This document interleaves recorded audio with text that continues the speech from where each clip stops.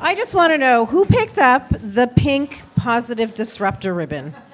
Yeah. I did. Yeah.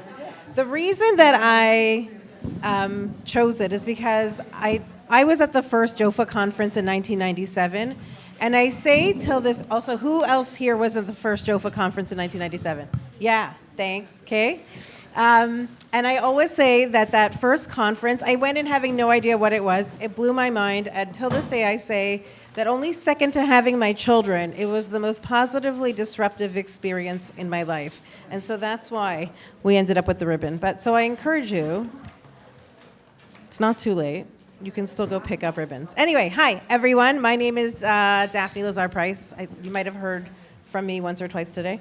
And I'm the executive director of JOFA, a position that I've held since 2019. I am so honored to be with this fantastic panel that is going to talk about feminism as a global movement.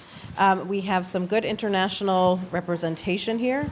I am going to sit. I just need to get some energy out.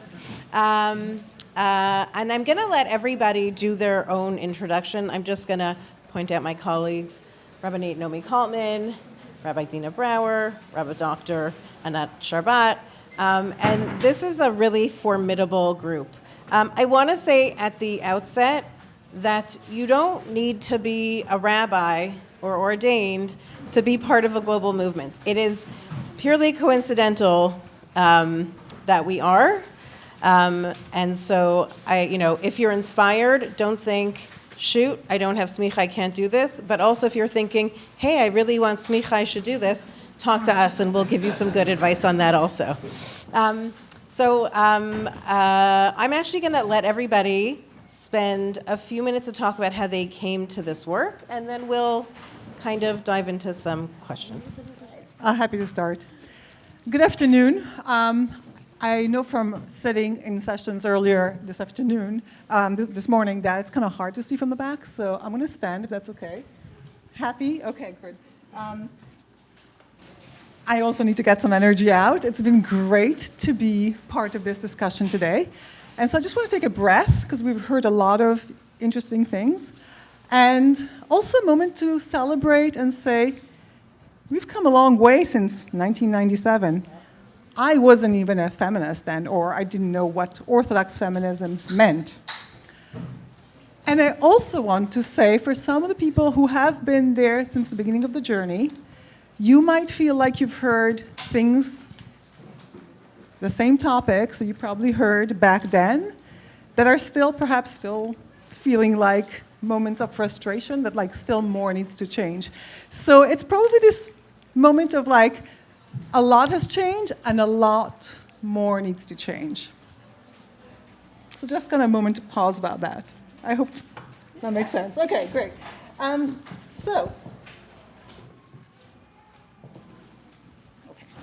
Giving us some space. My name, as said, I'm Rabbi Dina Brawer. I was born in Milan, and I would say that my story to come to Orthodox feminism starts in a way a little bit with this bag. So I have not planned this, but actually, as Rabba Daphne was talking about it earlier, I thought, hey, that actually has impacted who I was. Because I grew up in Milan, a small Jewish community, a very scattered Jewish community across Milan city with no eruv, which meant that in my Jewish experience, synagogue, shul stuff, was basically the boring 10 men at shul with a few older women and young girls, and pretty much no female congregation as such, and therefore also just a place where people went to pray. The big crowds came 3 times a year, but otherwise it was not a place for Hanukkah celebration. It wasn't a place for the Purim carnival. Definitely no rabbis reading stories to kids. It was not the center of gravity of my Jewish experience. My Jewish experience was centered around my Jewish school and my home. And fast forward to another interesting story is that I would say the way I really came to Orthodox feminism, there were some seeds. There was a summer in Israel, where I went to my first Kolech conference, so the equivalent of Jofa, and started hearing of different issues for Orthodox Jewish women that I had never encountered before, and realized that my Orthodox Jewish upbringing was, I guess, naive in some ways, and there were some things that I had never learned about before. And in that summer, I discovered these issues. I started thinking about it. And another, I guess, point was actually the people and the conversations that I had with different people. So one of them was actually through, if you go to a nail bar in New York City while you're visiting your sister, you just never know what's going to happen. Somebody's going to spot you and start a conversation about Orthodox feminism. And the next thing you know, you are introduced to their mother-in-law, who happens to be the late Belda Lindenbaum, Zichron Bracha, a founder of Jofa. And so she is one of many people along the way who inspired me. And that is how I started kind of understanding what Orthodox feminism was. But alongside with that, what I haven't told you is that I grew up in a Chabad family in Milan. My parents are both of Moroccan extraction, but followed the Chabad path. My father was sent by the late Lubavitch Rabbi to Milan. And I came to understand as a teen that they were really committed to building Jewish community, because every summer we would go to Israel, where I would visit my family, my extended family, aunts and uncles, things that we never had family nearby, but I understood the sacrifice that my parents made. And then I came to feel very much also committed to the same building Jewish community kind of mission. And so with my husband, later on, I worked in many different Jewish communities, primarily in London. And I also came to understand that my Jewish upbringing and my experience was very different to that of the men and women that we were serving. And what I realized was that when your Jewish experience is through the window of the synagogue, and you're up there in a balcony, and a lot of the Orthodox Jewish communities in London tend to be very large, like small as 350 families. That was our first community. Our second community was 1,400 families. So you can just imagine that whoever's on the bima, it's like a big performance. It's a big to-do. And for women, there was just no way to be engaged. And so the model of leadership that I had was inspired by the Lubavitcher Rebbe, very much about sort of serving the Jewish community. And I then came across Robert Greenleaf's model of servant leadership, and I felt that really expressed what I wanted to do and how I wanted to serve. And so starting an Orthodox feminist movement was very much about understanding the needs of my community and making sure that my leadership was there to serve them in their growth. And that was for women and men. And I will just say that also as the mother of boys, boys only, I also started to see, as they became teenagers, the world through their eyes, and realized that there was this complete difference between how they saw women in a secular context, I guess, if you can say that, where they saw women excel at all careers in all sorts of roles. But when it came to the Jewish space, there were very limited role models for women in, I guess, excelling or having leadership roles within the Jewish space. They tended to be usually in the sort of nurturing type of role. So that's really what motivated me. I wanted to pass on to who's going next. I just want to make sure that you clarified that you built an Orthodox feminist movement in the UK. Yes. Where there's a whole, we'll talk about the dynamics after, but it's not the same as Israel or Australia or America. So I guess what I can say about that in 2011, after attending the first Jofa celebration dinner, the late Belda Lindenbaum invited me back to her home to kind of have a conversation, like a post-mortem on what went well and what didn't go so well. And in the room was Professor Tamara Ross and a few other women. And of course, there was a lot to celebrate, and there was also that kind of frustration of like, well, all these great changes and advances are happening in the bubble of New York City.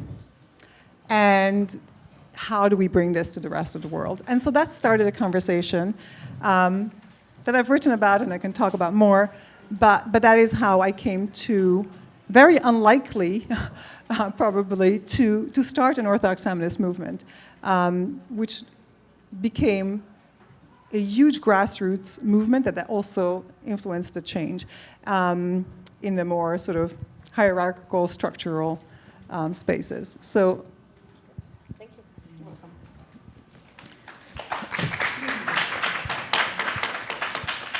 Toda. I'm Anat Sharbat, and I'm Israeli. So I'm very good in Hebrew, less than in English, so you will be patient with me. I'm a Musmechet of Yeshivat Maharat. I have a PhD in Talmud, and I am a mother to 4 daughters. 3 of them are here, and one of them is in Nepal. And I am one of 3 sisters, so I'm coming from a tradition of girls' family. I was feminist before I knew this word.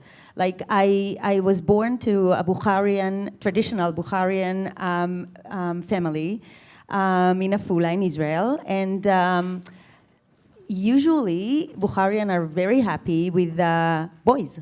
And girls are, okay, there is a girl. I remember that, no, it's not funny, it's very sad actually.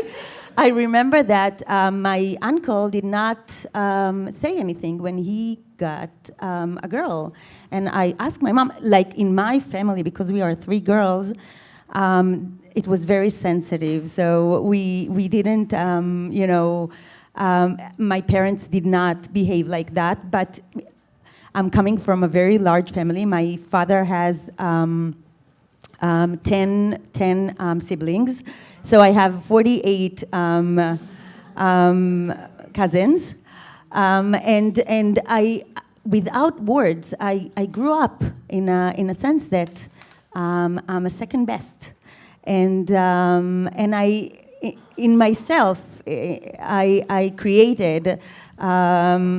Resistant to that idea. And when I was 4th grade, they took half of the class, the guys, the boys, to learn Gemara, and they left us, the girls, to continue and learn Mishnah. And I felt like, what's going on here? I'm not happy with it.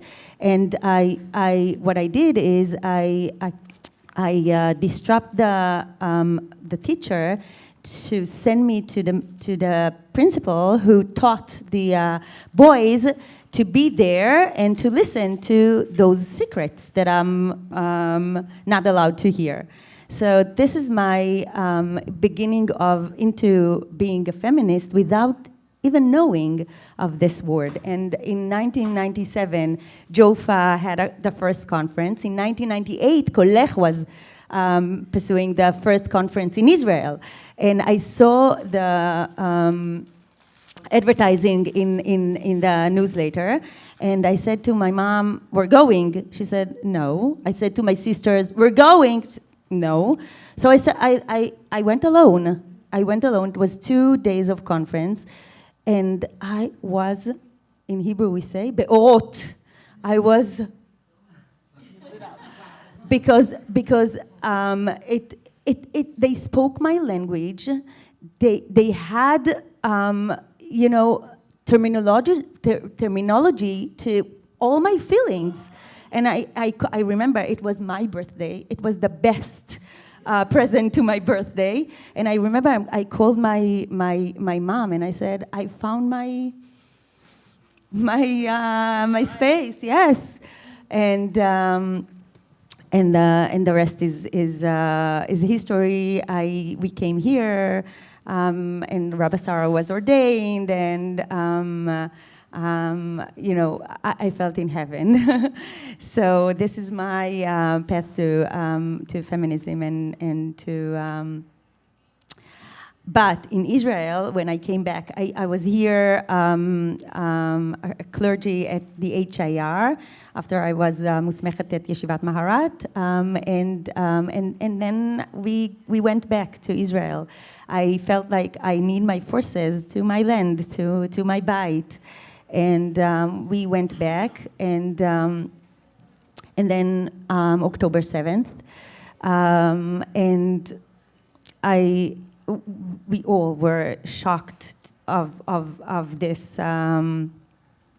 mezazea, what happened in October 7th, Simchat Torah, and I started to do rabbinic stuff around, going to Kaltmann, to the families, doing stuff that I know to do as a clergy.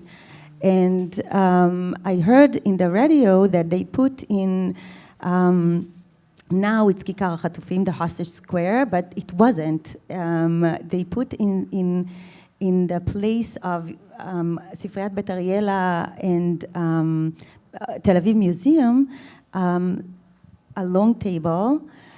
And I told Ariel, my spouse, let's go to see the table. I want to see it. I have to tell you that those days they released numbers, like numbers and numbers of who is missing, who was killed. And it was a mess in Israel. And I understand the numbers. It was big numbers. Every day, more and more and more big numbers, like hundreds. And when I went to see the table, I physically could feel the numbers. 255 chairs, long table. I remember myself trying to count steps, trying to look from this zavit, to look from the, I tried to figure it out, like this number of hostages, it was nedarim, it was missing people. And I felt, I founded Kehilat Shalom Aleichem, and we had Kabbalot Shabbat, and I felt, it was Thursday night, and I felt that the next Kabbalat Shabbat should be here, in this table. And I told my Kehillah, we're moving to the hostage square. You have to understand, it was the beginning of the beginning. Like, people did not know that it will be such a long way to go. And they said, no, we have little children. We don't want to expose them to this. So I said to Ariel, we're doing it. So I told my family, which I regret, but I did, you have to come with me. My children, you have to come with me. And I also, you have to understand that Israel of October 7th, like, do you want me to tell the story after, or do you want, like, shall I move it on and then continue, or do you want me to continue? Okay. I'll keep continuing.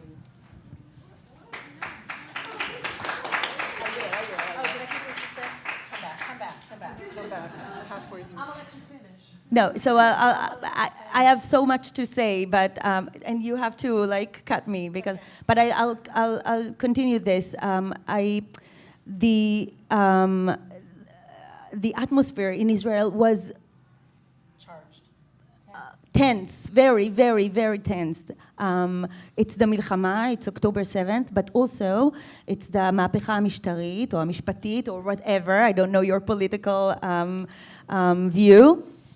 And on Yom Kippur, before October 7th, it was a very conflict prayers in the public area. So when I felt that this is the place to have prayers, it's a public space, and I'm doing something that is very sensitive.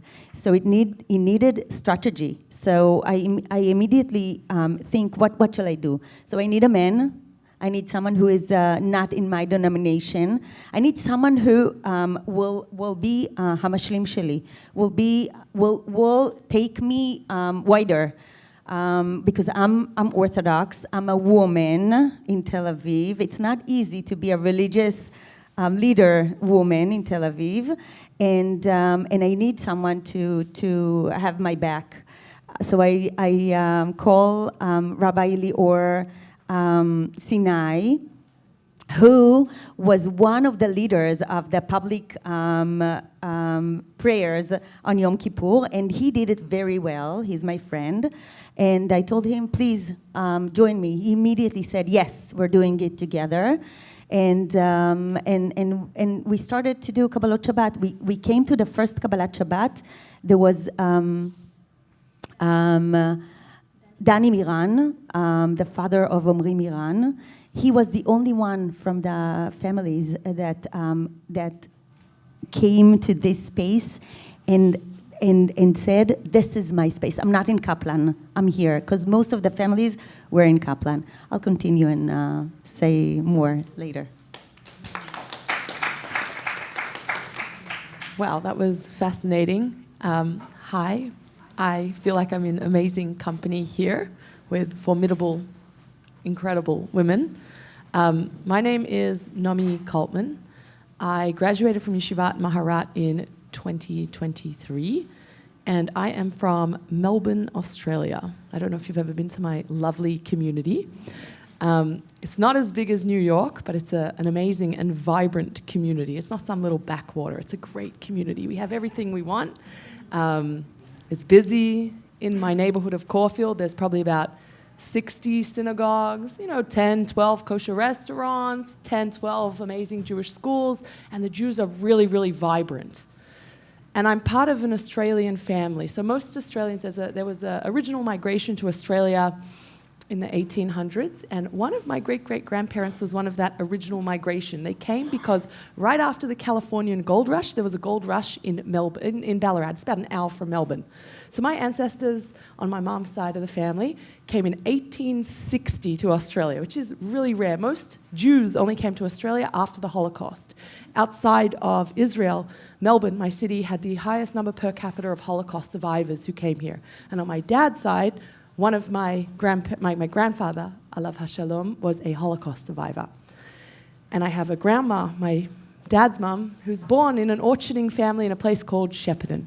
So 3 out of 4 of my family members are Australian born. Very unusual and very rare, because like I said, the migration really picks up after the Holocaust. And my grandma, God bless her, she is 90 years old. And I love her, and she's great. But let's just say this. You have everything you could want in Melbourne. You have the Haredi Yiddish-speaking school, and you have the secular, non-Zionist, Bundist Yiddish school. You have the conservative temple, and you have the Chabad synagogues. And I thought about it, and I thought, wow, Bubba Shalamis and I both were born in Australia, and both of us have had the exact same experience almost growing up in Australia. Like, it's a great community. I love being Australian.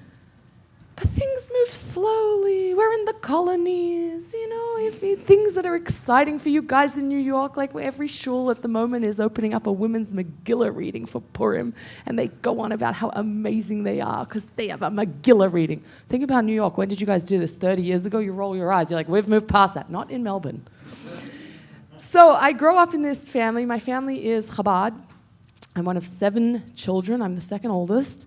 And I always talk to my mom because she's an amazing lady. She's an aeronautical engineer. I'm like, you have 7 kids in 8 years? How did you even do that? I have 5 myself.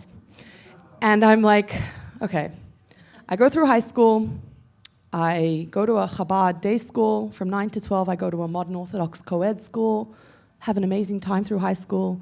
When I'm in 10th grade, I do the Chidon HaTanakh. Now you're thinking about, oh, it's so hard. Okay, I live in Australia. It wasn't easy, but there was 8 of us. Okay, so I win the Chidon HaTanakh, and I was like, oh, I love learning Torah. And I grew up in this frum family, and it's like I love it. And then in the year after my 12th grade, I come to Midreshet Harova in Jerusalem, and I'm living in the old city. I'm on my gap year with Bnei Akiva, and I'm like, I love this. And then I'm like, but I'm coming home to Australia because I love Australia and I want to live in Australia. But where am I going to learn Torah? And everyone's like, oh, Nomi, you got into law school, go to law school. So I did what I did. Okay, fine, I'll go to law school. I become a lawyer. It takes 5-6 years. And the whole time I'm always like, but I really love Torah. But I live in a little place which, like, it doesn't have so many opportunities for women. And in terms of, like, progress, I am having the best education that an Australian woman who's part of an Orthodox community could ever have. Like, I go to Jewish day school, I can speak really great modern Hebrew. I dabbled a little bit in Talmud in 12th grade. I went on my gap year with Bnei Akiva. I served my community for 3 or 4 years in youth movements as a volunteer, and I ran the Jewish Student Union on campus. And I get married, and I have 2 kids, and I'm like, working as a lawyer. And my husband is like, be happy, we have a good life. And I'm like, we do, but I want more. And he's like, okay, well, we live in Australia, and I work here, and you work here, and we have kids and a mortgage. What are you going to do? So I have this, like, chush, this, like, innate desire. And my parents, God bless them, they raised us around a table that they said, if you don't like it, you change it. And if someone bothers you, we don't fight your fights, you fight your own fights. Okay, so, at school, I had good grades, and my teachers, they all see me now, like, you did so well, we love you. I was like, I was a rat bag, I was hard as a kid, for sure I was hard. Naughty, opinionated. So, I start small in the shul. I say to the rabbi of the synagogue, the modern Orthodox synagogue that I used to go to, I say, could we do a little bit more for women? He's like, what do you want? I said, I'm not asking for anything crazy. When are you going to bring the Torah out? Bring it to our side.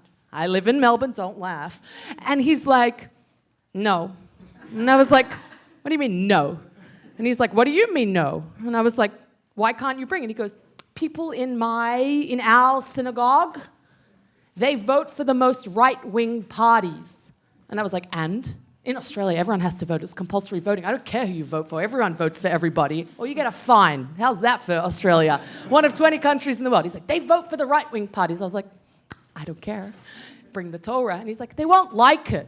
And I was like, well, I don't like it. And he's like, well, then you can leave. And so then I was like, oh, that wasn't nice. And in my family, when my children do something not nice to each other or someone does something not nice, I say to them, you have to work on your midot. So to that rabbi, I said, you have to work on your midot. So, we don't say you're mean or that was nasty, but that's what that means. You need to work on your midot. So my husband was like, oh, do you really want to have a broigus, the Yiddish word for, like, you want to have a fight? And I was like, no. And I remember, like, Googling, and I happened to be at a really blessed time because it was like 2018, 19. Dina Brawer comes to my city. And I'm like, what is this? This is a rabbi in Melbourne. What year was it? 2016. Okay, it's earlier than I remember. And I'm like, an Orthodox female rabbi? Well, that's interesting. So I remember, like, hanging off. In those days, you sit on Facebook and you're looking at the events and you're like, who is she? I really want to be a friend. And she turns up at my shul, the modern Orthodox shul. And she comes in, it's like a very clear, crystal memory. She walks in, I was like, are you Dina Brawer? And she's like, yes. And I was like, oh, I think you're so cool. She was probably like, this is weird. I wasn't expecting to know anybody here. So I remember, like, there was a slew of Maharats that came through my city. So Rabbi Lila Kazdan came through, and I went, and I was, like, hanging off every word. And then there was Leah Sarna, Rabbanit Leah Sarna came through, and I was like, I am so lucky because, like I said, Melbourne is far, but it's vibrant. We have cool stuff over there. We have a comedy film festival, a Jewish film festival. We have the Maharats come through. We have everything you could want over there. So they come to my city, they turn up. And I remember it was at the time where there's like a Facebook group for like Jewish women discussing something. And I write this post to like 10,000 people. I'm not sure who I thought I was. Don't even ask. And I was like, where do you get ordained? As people started tagging the Maharats, and I remember Leah came over to my apartment we had in Caulfield in Melbourne. It's a very Jewish suburb. And I was like, tell me everything. And then Erin London was in Canberra, so I drove up to Canberra. It's like 8 hours, not so close, 8 hours each way. Australia's a big country. And I sat with her and I spoke to Dina on the phone, and I was like to my husband, I'm doing it. And he's like, no, you're not. And I was like, yes, I am. He's like, we have a mortgage. So I remember coming to Maharat. It must have been like 2017. And they were like, you want to come here? We haven't had an Australian before. That's like kind of random, but okay. So I go through the whole interview process. They accept me. And I chickened out and I pulled out. And so for 2 years, I sit at home and I'm watching all these women that I've added on Facebook and on Instagram, and I'm watching them do these incredible things, and I'm like, could have been me, but it's not. And I'm jealous, like mad jealous. And it's like, life is good, don't get me wrong. You know, I'm working, I got lots of friends, I got a few kids, it's happening, it's all happening, but it's like, but it could have been me, it could have been me, it could have been me. And then one day, I was like, I had enough. So I wrote back to Maharat and I was like, maybe we get back together, you know, you and I, we should be friends again. And they were like, yeah, why not? And I was like, you know, I'm coming to New York in a few months. I never travel, I never leave Australia, but like, can I come? So I came in 2019. It was a whole crazy story. I arrive at Maharat and I'm bashed up, fully bashed. I took a public bus from Washington to New York, and the bus just crashed on the freeway. Like, that's not a normal situation. And I was like, is it an omen? Is it a bad omen? And I'm in hospital on some, like, freeway, like, off New Jersey, and they're like, you have to stay here overnight. And I was like, not happening. So they're Americans. They get nervous. They're like, we're going to bring you the legal waiver. And I was like, I have to go to Maharat tomorrow. I can't really stay in a hospital. I'm only here for the weekends. They bring me the legal waiver, and, you know, they come. You know when you're difficult? They come. They bring the big doctor. You could die. You could have injuries. I was like, okay, I'm Australian. It's okay. We don't sue in Australia. So we're signed. I come to Maharat, and they're like, dude, are you okay? And I was like, I just got bashed up in one of your buses. It was not really so normal, but I'm here now. And I arrive at Maharat, and I was like, come on. And it was before Maharat had a remote option. And I was like, let me do it. And they're like, like, you really have to come many weeks of the year. And I was like, yes. And I promised them everything. And I was going to come, and then the pandemic saved me. I was going to say, but in between that, you called me and said, how do I start a Jofa Australia? And so that is how that was born. I want to bring us back a little bit to what it means about being in different parts of the country and different approaches. And I actually want to go back to the thing about being clergy and having different titles. And if that's a barrier or a bridge or a bond or not, because it's sometimes sticky, sometimes dicey, sometimes not. And in that I also, because you both mentioned, and I also was raised in a Chabad household. I don't know if you were just Bukhara. You can sit with us. But how much of that, because to me, I just want to say that growing up, we were Baal Tshuva in a Chabad household, which meant that one day we were eating Big Macs without the cheese because we didn't mix milk and meat. And the next day we were Chalav Yisrael and my mother wore sheitel.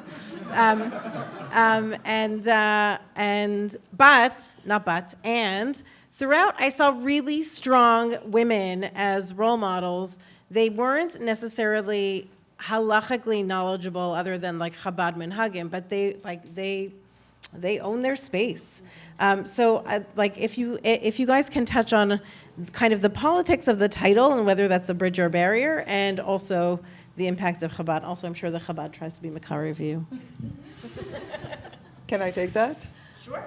Okay, so Go ahead, you hold it. I think there's a lot that Chabad has done to kind of shape me. And for me, launching an Orthodox feminist movement was part of my shlichut. So I totally was there when the late Lubavitcher Rabbi gave his last live talk.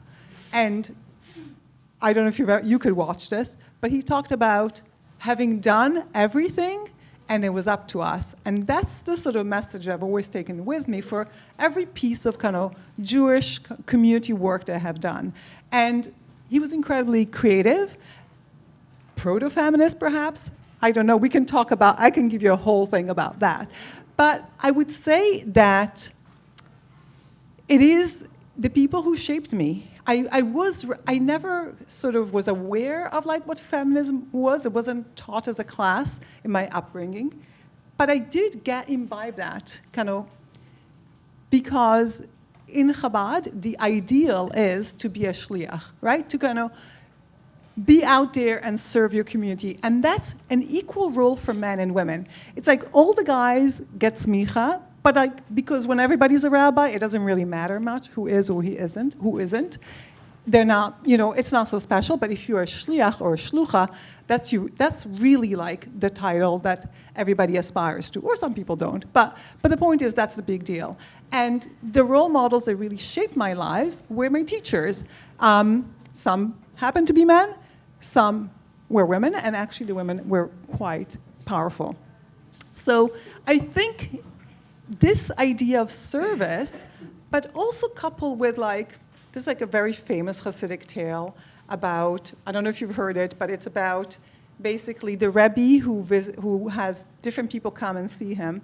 And in between each person, he's he's only listened to their problems, but he has to go out to the side kind of room and change his shirt often. And his helper, he's like, why? You're just sitting and listening. Why you're sweating, through all these shirts? And he says, well, the work of a Rebbe is to kind of stop being a Rebbe for a minute while you're listening, to empathize and put yourself in the shoes of the people that you're listening to so you can really understand their experience. But then you have to kind of get back to being a Rebbe to be able to kind of have the wisdom to impart and so on. And the truth is that's what it really is important. Empathy is really, really important when serving Jewish communities, and understanding that your experiences are different to those of others. And so what is the experience of the people that you are serving, and how can you best serve them? So the changes that you need to make to your community are really sort of informed by that. And with the same thing, people tend to ascribe, all sorts of motives to the others. And I haven't heard slippery slope today, but let's just remember it's there, it's the elephant in the room, right? The slippery slope, all those different things. And I guess what I really want people to think about is that for me, this was really about helping others find their own entry point into Judaism. And so what Chabad was really, I guess, unconventional for in the early years was to actually be the only religious group or Orthodox group that was mixing with non-Orthodox people or non-observant people. I remember as a high school student in Israel, really sort of hearing the flack in the 80s, Orthodoxy was very disapproving of that. But the point was that it was about really creating entry points for people to find their own connection to Judaism. What I discovered later on was that actually a lot of these entry points, and if you can just imagine a circle, right? And being in is the middle, every point along the circumference is equidistant to the middle, meaning every point along the sort of Jewish continuum is a valid entry point. That's the model we take, generally speaking, as an approach to men. But often, when it comes to women on a journey of some sort, the model's different. And so instead of being a circle, we take a line. And somebody at an earlier session mentioned, oh, you're doing this? Are you doing that? And it's and I remember being a Rebbitzin in my community, and the young bat mitzvah girl who came over to say she was really excited about becoming bat mitzvah. She has spent a year learning. She gave it a Dvar Torah in shul, and now she wants to do more. She's a Jewish adult. That's what she's been told. And it was just before Simchat Torah, so she asked the rabbi if she could join along and also say one of the psukim, one of the atahoretas, the verses that are recited by the community before Hakafot. And he said, no, you can't do that. But you should, if you're really excited about, Judaism, you should talk to your parents about being more strict about Shabbat observance. You should start keeping kosher more seriously. And so there we have that sort of this is what you have to do first. Once you've ticked all these boxes, then we can talk about reading from the Torah or something else. So I think that's a really useful model. And I think the slippery slope, this kind of always questioning people's intention is something, again, is not applied to men. And what I said to the slippery slope is, how do you know it's a slippery slope and it's not the ramp to this altar, right? So the idea is really that one thing leads to another. And when people want to observe, we don't ask the guy who sort of drove in a motorcycle to shul on Shabbat and still gets an aliyah, about his intentions. And we do that all the time. And so and I've seen it in practice. I really saw how women's Megillah readings really changed community and practice in my own community. And then I can also tell you that I have a terrible voice. I had no desire to read Megillah. I did support the women's Megillah group in my shul. And then I find myself sitting there on the night of Purim, and there were 20 women who were going to take turns reading, and the first woman started, and she had a very high-pitched voice, and it just didn't sound right to me, not logically, but here. Because for years, I had heard Megillah in a certain way. So just going to pause this and think about your favorite pop song or whatever song you like, right? If somebody sings in the shower, unless they're really amazing and pitch perfect, it sounds terrible. If another cover band is singing it, you can always hear the little kinks. It's not exactly, because you know what it really sounds like. And for me, if it was this exercise in habituating myself to hearing this. And I think I recognized that at that point that we can argue that it's a good idea to include women. We can make the halachic arguments. But there's one piece that is really hard to bring along people on the journey is like how it feels. And it's different for different people. And if you haven't read Jonathan Haidt's book about why people are divided when it comes to religion and politics, that's my plug for it. It was really sort of very useful in sort of kind of understanding that and then making allowance. And how I addressed it is by when people get to know you and trust you and hear the story and see the changes, eventually they think. And I found that meant I saw women walk an hour to shul so they can join the Partnership Minyan Simchat Torah celebration because they wanted to be part of that and still hesitating about holding a Sefer Torah and needed to be invited again and again. So I think it's really important that we, there are a few things, thinking about how we approach it, how we invite women's participation. And I think the title in the end, as somebody who went to Yeshivat Maharat to get rabbinic ordination because my community said again and again and again that they needed women rabbis as role models.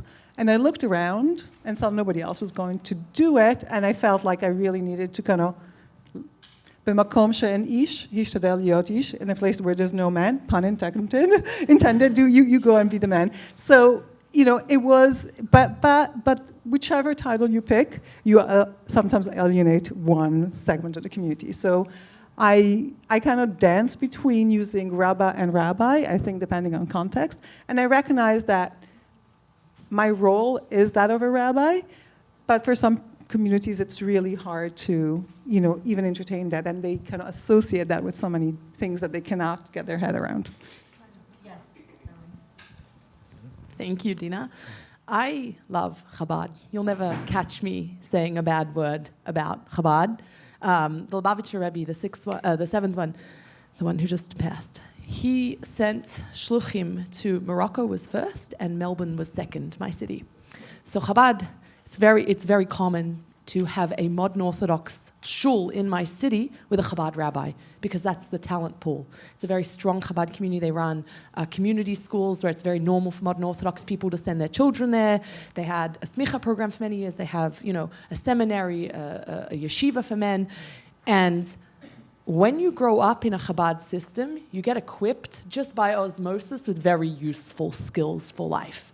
So there's like a general misconception that if you run a Chabad house in Milan or in Tel Aviv, central office here in Eastern Parkway in Brooklyn is going to give you money. No. They might, if you're very lucky, give you a small amount of cash. We're talking like in the small thousands, $5, $10, $18,000 to start off. But otherwise, you're on your own. Good luck. So what do? You sink or you swim. which means you hustle hard, and you're not scared. When you're a boy and you're trained from the age of 11, 12 to stand on a corner and say, excuse me, are you Jewish? In the middle of Melbourne, which is not New York, or in the middle of Milan, which is not Jerusalem, you're going to have some interesting interactions. And in Australia, and I'm going to put on my thick Aussie accent, and they'll be like, nah, I'm not a Jew, never met one before in my life. It's not like in New York, where like, I love being in New York, because you get off the plane, you're like, oh, Satmar Hasidim just hanging out in Newark Airport. I mean, you all are like, what? I'm like, so fun. You never see them in Melbourne. They're everywhere. And the faces are all Jewish. But like, Chabad teaches you to hustle, right? So I grow up amongst people who are talented. If you've ever been to a Chabad event, beautiful. They know how to cater. They know how to make you feel warm. Can they learn a Blat Gemara? No, probably not. Probably not the men either, and I mean it with respect, because they really just study Shabbos or Kashrus to get their smicha. So it's not academically rigorous, but do I care a lot of the time? No, because it's how you feel. You go to a Chabad shul, the Rebbitzin I go to a Chabad shul, it's like 100 meters from my house, I got a lot of kids, it's the easiest. Firstly, they have the best children's service, and it's set up for women with children. Secondly, the Rebbitzin, phenomenal. How do you even know how to be such a good Rebbitzin? Where did you go get training? How are you? How's your mother? How's your father? How's your cat? How's your dog? How was your test last week? Brilliant. The rabbi is warm and authentic, and they hustle, It's your son's 8th birthday. Do you want to do the Kiddush? Okay, I'll drop you $360. What? I was coming to shul this week. How did you? They're so good. And I grew up around it, right? My brother is a Chabad rabbi in Melbourne. He's married to the Chabad, if you've ever been to Thailand, the rabbi of Thailand, it's his wife. She's the oldest daughter of Rabbi Cantor in Thailand. That man, if you've gone there, it's an empire. Restaurants, you could get better food in Thailand than you can in Melbourne. I'm like, how do you even do that? It's like, he set it up from scratch. So they know how to host, they know how to make you feel good. They teach you how, by osmosis, how to fundraise, how not to be ashamed to be Jewish. They teach you how to raise proud Jewish kids. They have good midas, ahavas Yisrael, loving every single Jew, meeting people where they're at. And so I will always love Chabad. And I'll tell you what, and maybe it's a little bit rude, but we're friends at this point, so I'll tell you. I don't think Chabad has a problem with the role of women. Because it's very clear from the outset, you're not going to be the rabbi, but you'll be the Rebbitzin, you'll be in leadership. And that leadership, so there are good Rebbitzins and there are less good Rebbitzins, but you understand your role. I actually think a lot of the problems stem from modern Orthodox communities, and this is the rude part, where you're not modern enough or you're not Orthodox enough. Because the women then get confused. You go to these amazing modern Orthodox day schools where they're treating you like you are going to have your space in your synagogue and your community, and you go into the wide world and there ain't no space for you. Or you come into the world with this incredible, rigorous training. You're so educated. You can really learn a Blat Gemara. But all the Orthodox institutions look at you and they're like, not interested. And it's a problem, right? Because you want the best. This is the American Zach, an American thing, modern Orthodoxy. This is the great dream. And there isn't necessarily space for the women within this dream. And I think that's why you have organizations like JOFA, where you grapple with it and you think about it. And my understanding of change, and I've studied this a lot and I've thought about it a lot, it doesn't come from the center in. It's not going to come from the modern Orthodox schools. It's not going to come from the shuls and the rabbis. Change is actually peripheral. People on the edge who are a little bit edgy doing something, and then it actually ripples inwards. So by having a place like Maharat, which I guess for its time was so edgy, but now already we could see there are more right-wing and left-wing options if you want to get ordination, changes the dynamic on the ground. And by having an organization like a JOFA, you push the envelope. Okay, maybe it's a slippery slope. When I set up JOFA in Australia, it was 2021. So I was in my second year at Maharat, global pandemic, Australia shuts down, and I meet with Daphne on Zoom, and I'm really excited about it, and everyone's like, don't do it. I was like, what do you mean don't do it? And they're like, well, don't use the name. It's like, but why not? And they're like, because it's not Orthodox enough.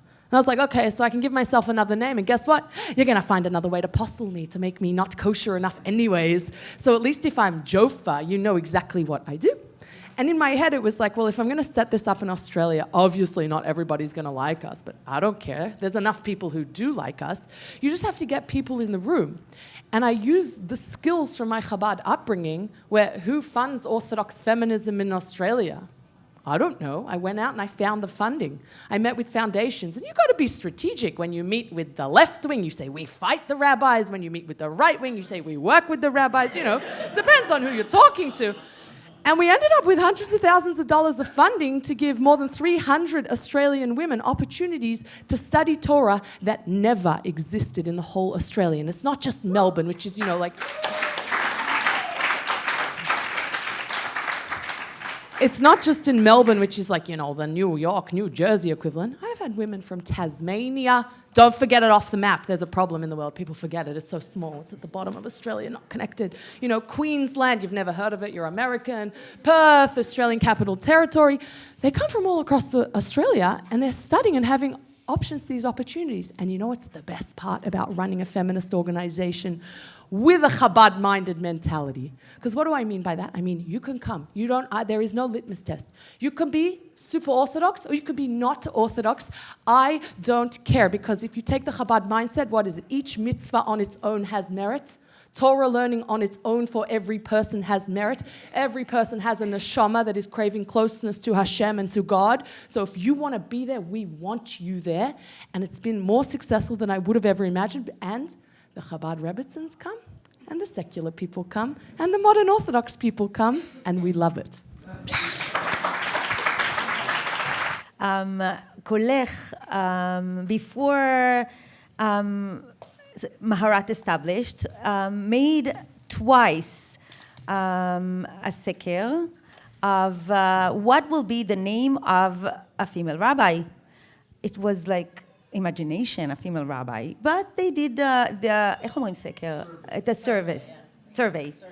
And the survey came with the outcome of Rabba in Israel, twice, a year after year. And then Rabba Sarah was ordained. She wasn't ordained with Rabba Sarah. She was ordained as a Maharat. And I remember that I went with Rabbi Weiss after shul, and I told him what will be her title. It was before, the Shabbat before. And he told me, I will tell you secretly, it will be Maharat. I said, what? What? Why not Rabba? He said, no, we have to be out of our, like Rav. We have to be strategic, okay? And then 3 months after, they changed it to Rabba. And I was so happy. And then I became a Rabba at the Hebrew Institute of Riverdale. And I remember the Rabbi Weiss told me, it's very important for me, the name Rabba. And I told him, also for me. And then I go to Israel, and I'm not Rabba anymore. I'm Rabbanit. And nobody asked me, but everybody introduced me as Rabbanit. And when they asked me, I said Rabba, and they changed it to Rabbanit. And I asked why, and they said, we decided, Bet Hillel, I'm part of Bet Hillel, we decided to reclaim Rabbanit. Rabbanit is the Rebbitzin, right? So we decided to reclaim Rabbanit. It's the idea of Rabbi Lau. And this is how we go with. We don't want to be Rabba. Rabba, just for your understanding, in Israel, it's for the liberal denominations. Rabba is reform, is conservative, so we cannot claim Rabba because we want to be Orthodox. So we are Rabbanit. And I said, okay, so we have Maharat, we have Rabba, we have Rabbanit. And then I went to work with Hadar, and they said, you are a Rav. Or they don't say that. They said, what do you want to be called? But they call Rav. So I was a Rabba, Rabbanit, Maharat, Rav. It's all political until we will narrow it at some point. And I hope that, Rabba in Hebrew is the female for rabbi. So I hope that this will be the name, but Okay. Oh, goodness. Okay. Okay, it's 4 o'clock, and I really want to be mindful about time. Let me just hear 3. It has to be questions, not statements that end on a question mark. Esther. Okay. 1, 2, did you? And Steve, go ahead, quickly. So London is like that, really very highly hierarchical. All the synagogues under the chief rabbi and the London Beth Din is very, very strict. But what happened was that I had many conversations, and there had been many Orthodox feminists who preceded me who did a lot of work, but they never used the word feminism.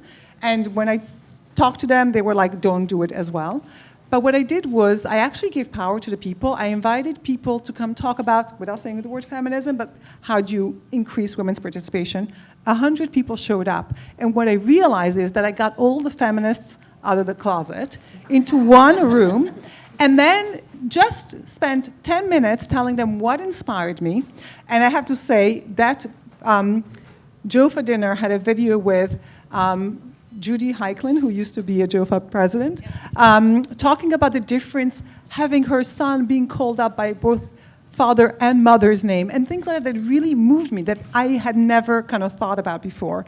And just sharing that, all of a sudden kind of gave people some real tangible examples, but also if I had to set the agenda of what we could do, nothing would have happened at the speed it happened. What happened was, instead, I gave people this prompt. If you had a magic wand and could change only one thing about women in the community, what would it be? Put it up on a poster. And then within a few minutes, we had 8 posters going from like the issue of Igun to women's leadership, women's tefillah. People were able to get up and join the conversation they wanted. And then within 15 minutes, the entire, like 3/4 of the room was gathered around women's tefillah. And by the end, 2 women who I knew separately from different community, different context, had already decided to do a women's partnership minyan on the first Rosh Chodesh coming up, which just happened to be the day. Outside the system. And what happens is when you give power to the people and they realize there are numbers and they can do things, it does redraw the boundaries, and then the institutions had to kind of, start noticing. So honestly, I used a lot of my social capital. I got canceled, I got trolled. That happened, but I did believe in the cause, and it did end up within few months, there were like 3 partnership minyanim. Within a year, there were 6 partnership minyanim in London, and so many shuls had to adjust. Okay, I need to run because I need to be at the next place. We'll continue. I'm gonna let you answer. No. Answer, and then you guys need to move on into the sanctuary. What time is the next session? 4:15. Oh, for 15. We okay. have 10 minutes. So I will say that in my experience in Kikar HaTofim, the hostage square, was similar, that people came in the beginning, a lot of people, and then, it was peaks. It was a release, more people came. It was a long time to wait until the next release. Less and less people came because it was very hard to maintain it. And I remember the first release was on Friday at 4. This was the time that Shabbat was entered. Adlakat Neot was Friday 4, and I didn't know what kikar I will get, how I'm gonna see the square, and I came, and it was full of people. I was sure people will be in with their television in their homes, but they came to the kikar. They waited for the hostages, the first one, and then Hamas pushed it to 6.